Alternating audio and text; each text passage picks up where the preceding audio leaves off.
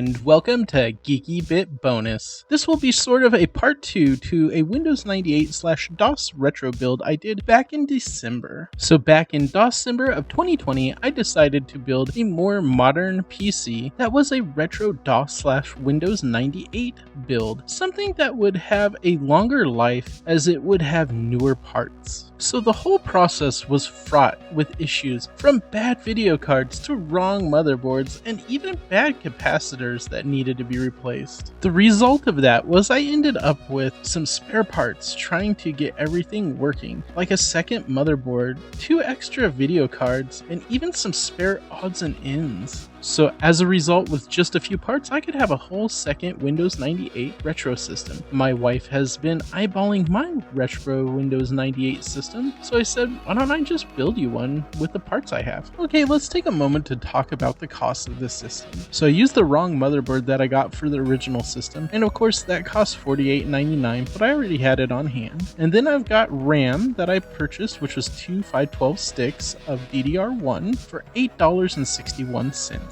Then I got a Sound Blaster Audigy for $18.54, and then I got a slim DVD SATA version for $12.19, and then I got a CPU cooler, which is the same, which was $26.50, and then I got a SSD hard drive, which is also a SATA drive, for $19.38. Next, there's the case. I went with the one I also recommended in the other video to make things a little cheaper and smaller, and that was the Cooler Master Box NR400 for $70.03. Next was the 16GB USB drive that I got for the Gotek floppy emulator, which was $5.38. So the next thing I actually purchased instead of 3D printing, and it is the slim DVD and 3.5-inch drive bay adapter to go into a 5.25-inch slot, and I got it for $12.98. The reason I got it though is because it happened to come with the power adapter for the DVD drive. So with that together, it was actually cheaper than just 3D printing. So next we have some odds and ends, including some 3D printed stuff I did, which all in total came out to $16.88. And then I have the PSU that I also had purchased for the other system and then changed my mind about, which is a 520 watt Aptiva power supply, and it was $30.16. That brings that total all the way to $265.40.